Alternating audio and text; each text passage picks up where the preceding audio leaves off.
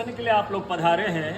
ये राम से 14 पीढ़ी पूर्व, राम से 14 पीढ़ी पूर्व मांधाता राजा हुए हैं। शिव पुराण में उल्लेख है जिन्होंने मां से नहीं पिता से जन्म लिया था।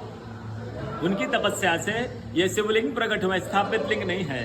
जिस प्रकार आरती करते हैं हम प्रण अक्षर के मध्य ओम अक्षर के मध्य, यह तीनों एका जय शिव ओंकारा। एक ही शिवलिंग में ब्रह्मा विष्णु महेश निराकार धरती से प्रकट हुए हैं। इसलिए अखंड दीप है जो जल रहा है प्राचीन समय से। एक ही दीपक में 3 बातियां लगातार जल रही है, ब्रह्मा विष्णु महेश की।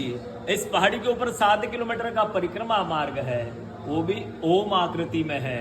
जो पर्वत हम प्रभु के दर्शनों के लिए खड़े हैं, ये पर्वत स्वयं शिवलिंग की आकृति में है। चारों तरफ नर्मदा मैया जलहरी बनकर बह रही है।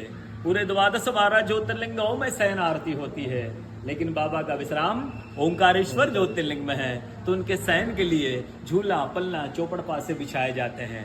बाबा यहाँ विश्राम करके 3 बजे रात उड़ करके महाकालेश्वर जाएंगे, वहां स्नान करेंगे। इसलिए वहां का भस्म आरती प्रसिद्ध है, यहाँ का शयन आरती प्रसिद्ध है। शिव पुराण में भी कथा आती है। महिलाएं 16 सोमवार व्रत करती है, उसमें भी कथा आती है। क्या कथा आती है?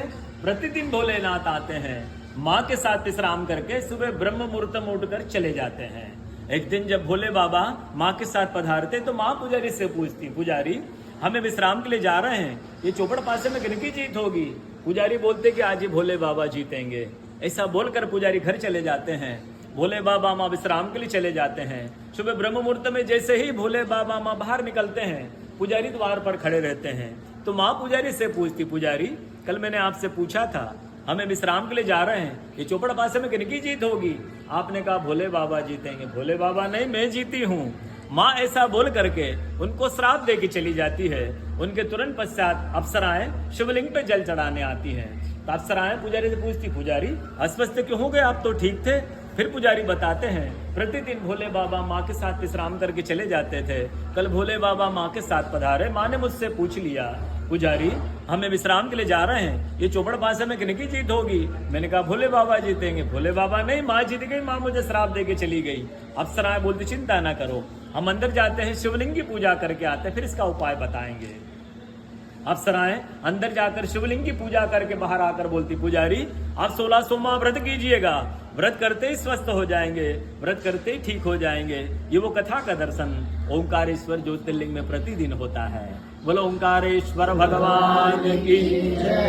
पूरे 12 ज्योतिर्लिंग में, पूरे 12 ज्योतिर्लिंग में ओंकारेश्वर ही ऐसा ज्योतिर्लिंग है जिसके दर्शन के पश्चात कोई महानदी का दर्शन होता है, जिसके तट को छूकर कोई महानदी बह रही है। आप काशी जाएंगे, गंगा जी दूर है। आप उज्जैन जाएंगे, क्षिप्रा जी दूर है। आप सोमनाथ जाएंगे, समुद्र है। लेकिन ओंकारेश्वर ही ऐसा ज्योतिर्लिंग है जिसके दर्शन के पश्चात कोई महानदी का दर्शन होता है। वो महानदी है रुद्रदेहाय विद्महे मेघलकन्याय धीमहि तन्नो नर्मदा प्रचोदयात्। भगवान शंकर की देह से पसीने के बूंद से निकली है माँ नर्मदा।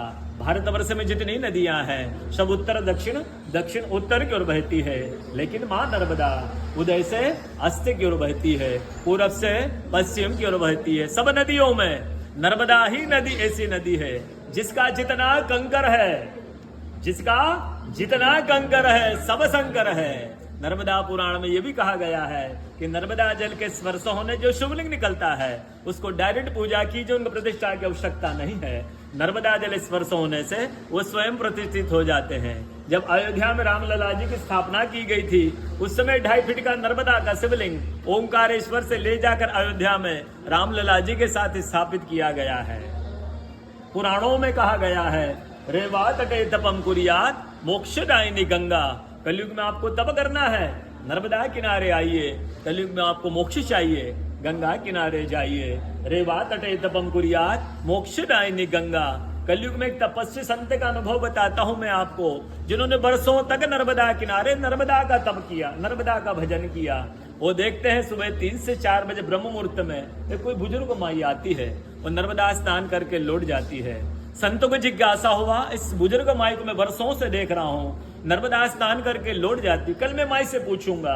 वो बुजुर्ग माई सुबह 3 से 4 बजे ब्रह्म मुहूर्त में नर्मदा स्नान करके लौट रही थी। संत ने देखा माई नर्मदा स्नान करके जा रही है, संत दौड़ते गए माई के पास, साष्टांग दंडवत प्रणाम किया माई को, प्रणाम करके पूछा है माई मैं बरसों से आपको देख रहा हूं, नर्मदा स्नान करके लौट जाती है माई अपना परिचय दीजिए। तो माई अपना परिचय देती है कि मैं गंगा हूं, कलयुग में शुद्धिकरण करने के लिए नर्मदा स्नान करने के लिए आती हूँ। बोलो गंगा मैया की जय, नर्मदा मैया की जय, ओंकारेश्वर भगवान।